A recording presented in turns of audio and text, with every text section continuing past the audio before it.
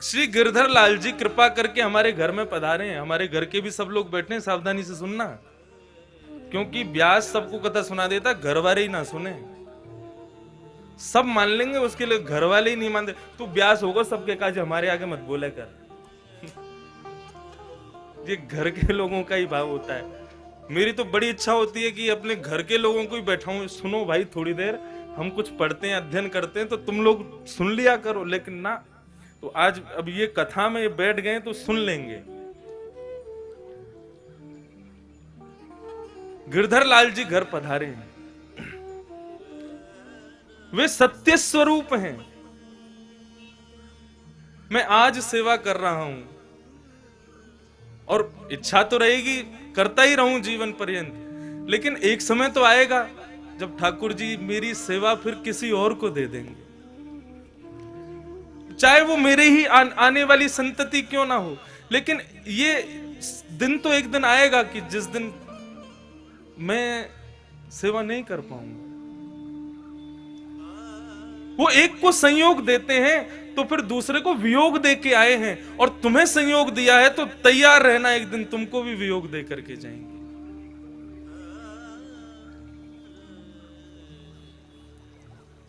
मैं बदल जाऊंगा, अर्चक बदल जाएगा, लेकिन अर्चा अवतार वैसा का वैसा ही रहेगा, वे कभी नहीं बदलेंगे।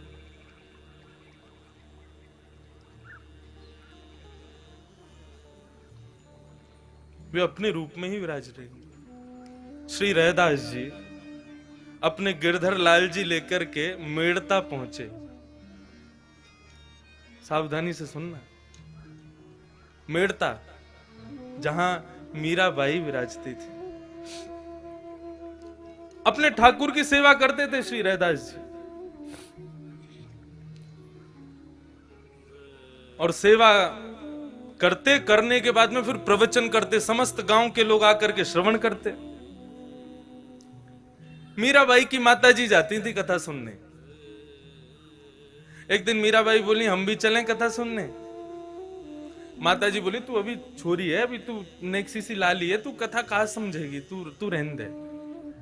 मीराबाई बोली हमारो घर मन ना लगे, आप हमें संगी ले चलो। तो माताजी मीराबाई को संग लेकर के आ गए। अब मीराबाई प्रवचन सुन रही थी। प्रवचन सुनते ही उनकी दृष्टि पड़ी, पीछे विराज रहे हैं श्री गिरधर लाल, गिरधर गोपाल। मीराबाई ने जैसे ही उनको देखा, देखते ही मन में यह भाव उत्पन्न हुआ कि इनको तो शायद मैं जानती हूं, मेरा इनसे परिचय है। अपनी मां से पूछने लगी, मां ये कौन है, ये जो पीछे बांकी अदा में खड़े हैं, एक भुजा ऊपर करके खड़े हैं, ये कौन है? बोले ये बाबा के अर्चावतार हैं, ये बाबा के सेव्य ठाकुर जी हैं।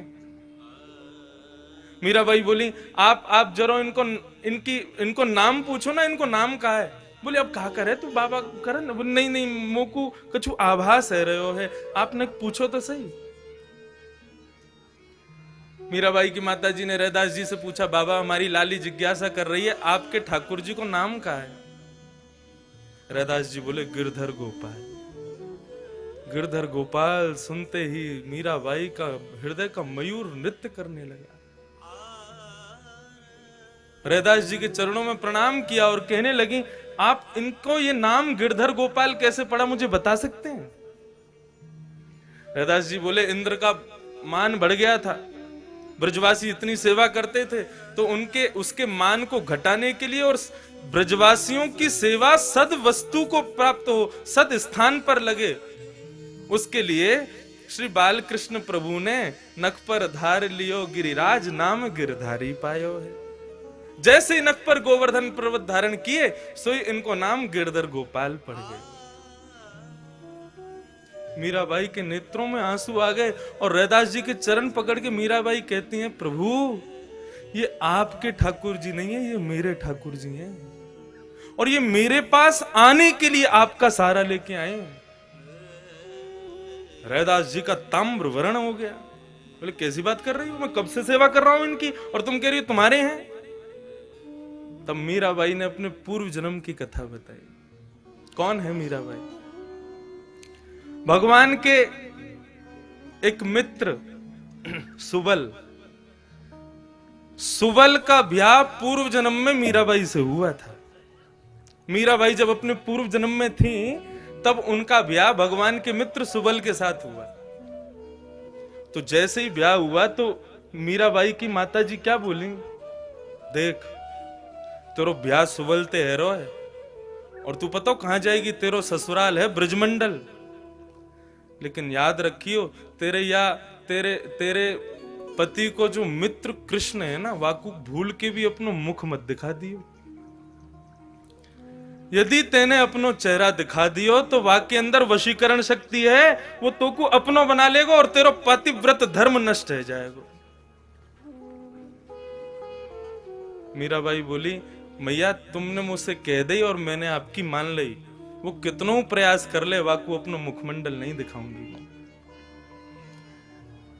सुबल मीराबाई से ब्याह करके, जैसे उनको, मीराबाई का नाम कुछ और था, ब्याह करके लौटा तो ठाकुर जी को पता चली हमारा सुबल हमारा मित्र है भैया, ब्याह करके आयो, भाभी लेके आयो। जब पूछ के तो आए सब ठीक ठाक है कि ना, और या बहाने भाभी को चेहरा देखे आमेंगे। अपने बालक और मित्र की बहू सबन ने बढ़िया लगे,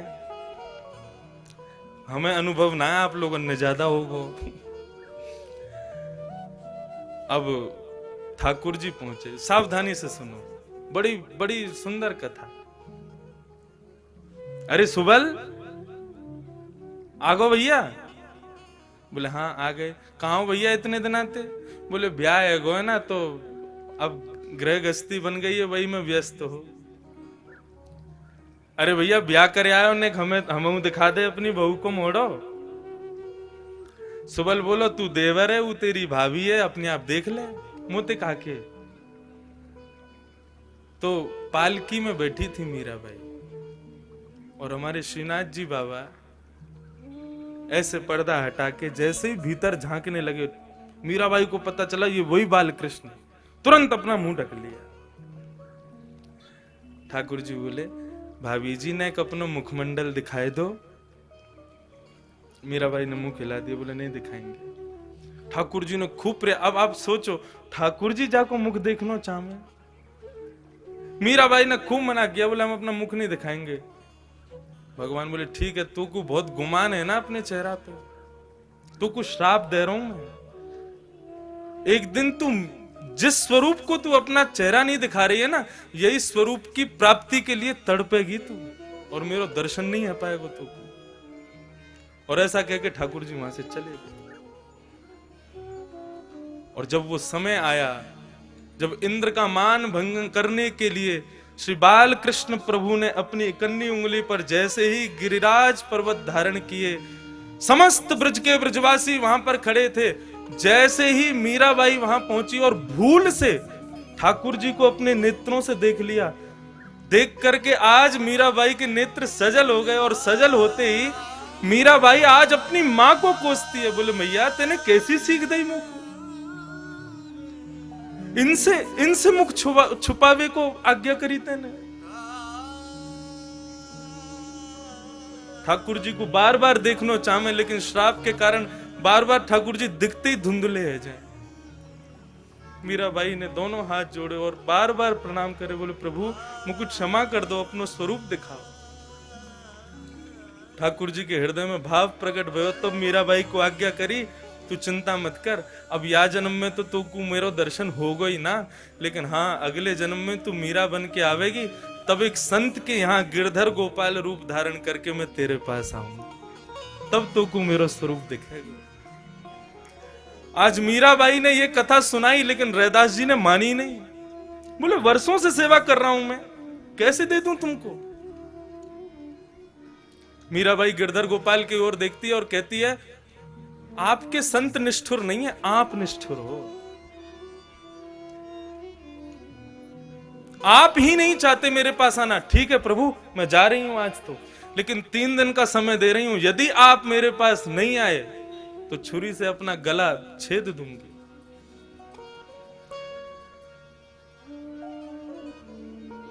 चली गई मीराबाई। 3 दिन व्यतीत हुए। 3 दिन बाद जैसे ही ठाकुर जी नहीं आते दिखे मीराबाई को, तुरंत छुरी लेकर के अपने गले पर रख के बैठी, लेकिन मां ने बहुत याचना करके उनको रोक लिया। मां ने कहा ऐसे तू या प्रकार से अपने शरीर को दुष्प्रहार ना कर सके। मीराबाई बोली यदि आप ऐसे मुझे बचा लोगी तो मैं दूसरे कारण है मेरे पास, मैं जल छोड़ दूंगी, अन्न त्याग दूंगी यदि गिरधर गोपाल नहीं आए तो। शुष्क हो गया पूरा शरीर। ठाकुर जी से भी ये विरह देखा नहीं गया। और एक दिन श्री रैदास जी के स्वप्न में श्री गिरधरनाथ जी प्रकट हो गए और प्रकट होकर के उनसे कहा बाबा मुझको क्षमा करो, मैं भले ही आप मेरी सेवा करते हैं और आपकी सेवा से मैं बहुत प्रसन्न भी हूं, लेकिन अब मैं आपके पास नहीं रह सकता। मैंने ये रूप मीराबाई के लिए धारण किया है और मैंने ही कहा था कि मैं संत के माध्यम से मिलूंगा। एक संत मुझे अर्चना करके, मेरे विग्रह की सुंदर पूजा अर्चना करके पूर्ण रूपेण मुझे पर ब्रह्म के रूप में निर्मित कर देगा, तब मैं मीराबाई के पास जाऊंगा। अब आप मुझे उसी को दिया। अब जब स्वयं ठाकुर जी की आज्ञा हो गई फिर रैदास जी कैसे रुकते। रैदास जी विचरते विचरते, अब रैदास जी के हृदय की भावना तो जो अपने सेव्य ठाकुर की सेवा करते होंगे वे जानते होंगे कि अपने सेव्य को अपने से दूर करना कितना कष्टदायी होता है। श्री रैदास जी विचरण करते करते मीराबाई के यहां पहुंचे और मीराबाई बिल्कुल अचेत मरणासन अवस्था में है। तब श्री रैदास जी ने अपने हृदय के ठाकुर जी को उनके सामने पधराया और तब ये पद गाया। मुझे 2 ही पंक्ति याद हैं, मैं बस ऐसे ही गा के सुनाऊं, सावधानी से सुनना। ले मीरा ले गिरधर तेरा, ले मीरा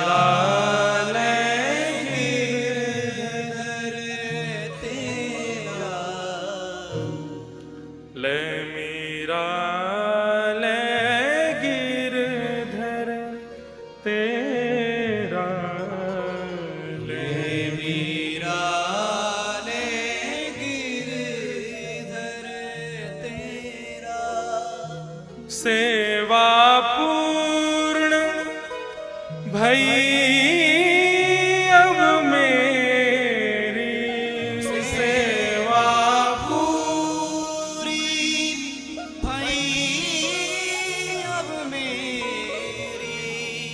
सेवा पूर्ण भई अब मेरी, सेवा पूर्ण भई अब मेरी,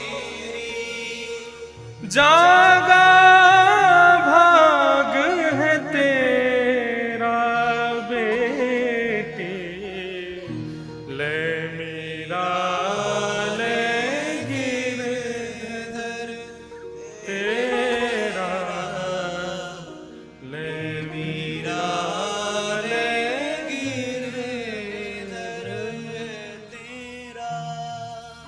श्री रैदास जी महाराज अपने सेव्य अपने निज ठाकुर जी को मीराबाई को दे आए और उसी दिन इसी राजस्थान की भूमि पर भक्त मीरा का द्वितीय जन्म हुआ। ऐसी भक्ति के अलख जगाई। आज भले ही अपने देह से ना हो लेकिन अपनी वाणी से अपने कृत्यों से आज भी मानो ऐसा लगता है कि मीराबाई रात्रि में सब सो जाते हैं, ठाकुर जी भी शयन करते हैं हम लोगों के लिए, लेकिन कपाट बंद होते ही मानो मीराबाई जैसे भक्तों के साथ में ही लीला करते हैं। ये भक्ति की वो परिणति है जहां तक हर वैष्णव पहुंचना चाहता है लेकिन संसार के माया के कारण नहीं पहुंच पाता। तो वही भाव, ये कथा क्यों कह रहा हूं मैं, अर्चावतार का ये स्वरूप है कि वो एक को संयोग देता है तो किसी को वियोग दे के आया है, और आपको संयोग दिया है तो एक दिन आपको भी वियोग देगा। आज नहीं तो कल भले ही मेरे वंश में आगे के लोग गिरधर लाल की सेवा करें, लेकिन मुझसे तो सेवा जाएगी ही ना। इसलिए अपने अर्चावतार को जितना हो सके, अपने नन्हे से गोपाल जी या जो भी आपके घर में अर्चावतार के रूप में विराज रहे हैं, उनकी खूब सेवा करो। वे आपकी सेवा से निरंतर प्रसन्न रहें, ये भाव रखो। वे सत्य स्वरूप हैं, उनका अर्चक बदल सकता है लेकिन वे कभी नहीं बदलेंगे, वे निरंतर सत्य रहेंगे।